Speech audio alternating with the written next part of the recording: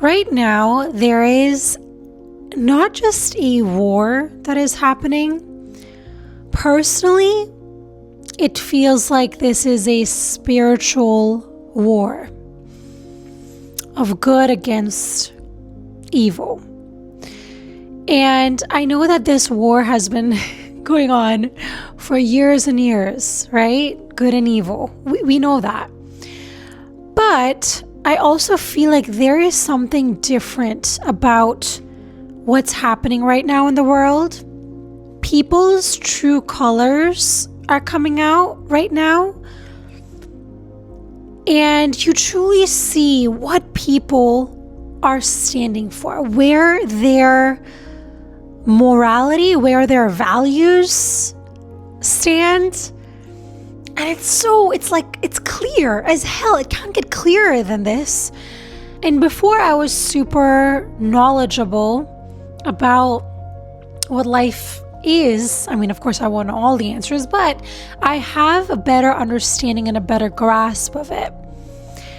Before that knowledge and experience, I would have been super angry, super just raging. And I thought that I got over it. I thought that I'm above this. I don't need to deal with this, and I'm okay, right? Because it's a war. People die in wars, and this is what happens in the world. Some people live. Some people they die. It's as simple as that. And recently, I would say the past 2 weeks, I have been, and I'm going to be very honest with you guys, I have been angry. And I have been hateful. That's how I feel. And because I've worked on my awareness, I'm like, okay, whoa. What are you doing now? Let's think about it a little bit.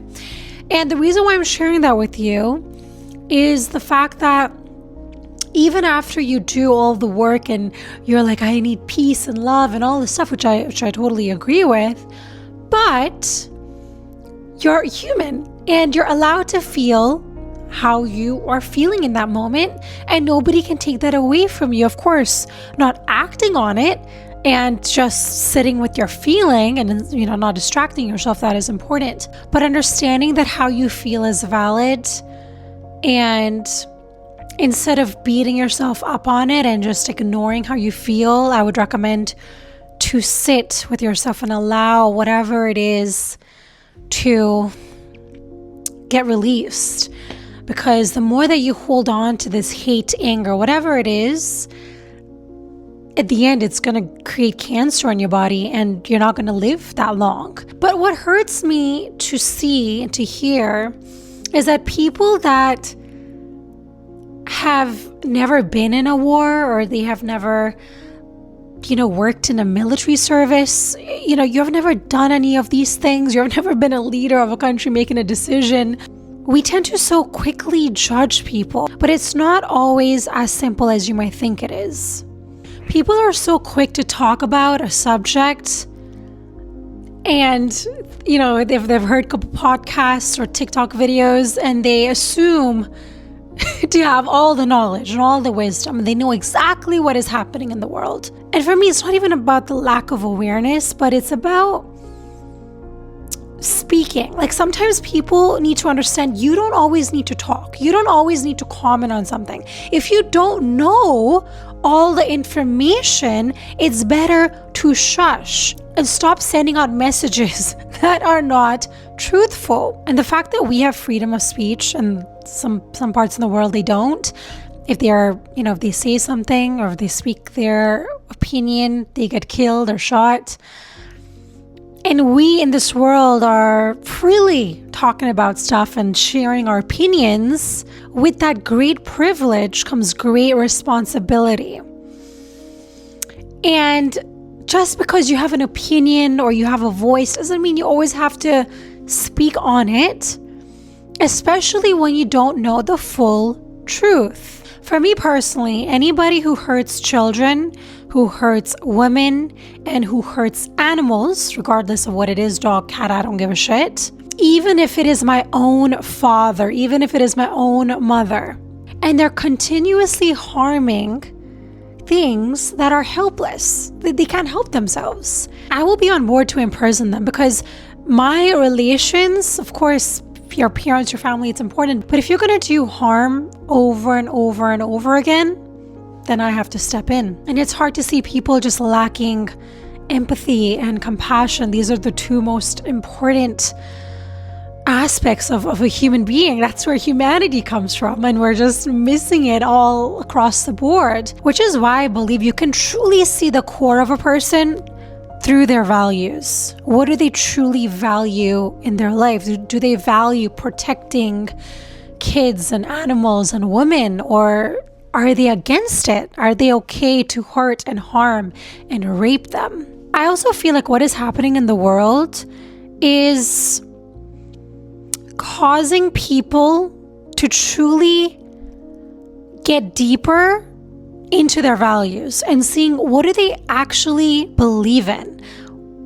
Do they just say that they're part of a religion, or do they actually follow what it says? I recently heard this guy in a podcast, and he had been through a near-death experience, and he mentioned in the video that there's two main religions of the world. There's love and there's hate.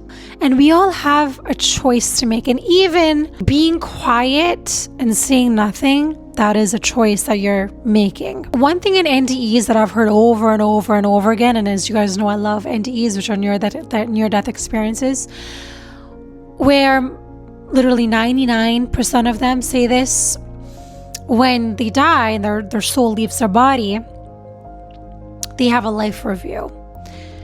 And every single thing that they went through, their childhood, their abuse, their graduation, everything gets recorded.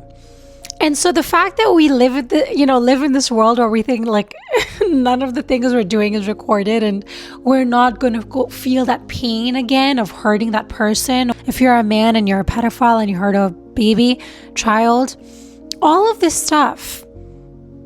Again, I don't have all the answers, I don't, but just from what I listen to, we tend to feel the pain that we cause the other person. And I always think about this.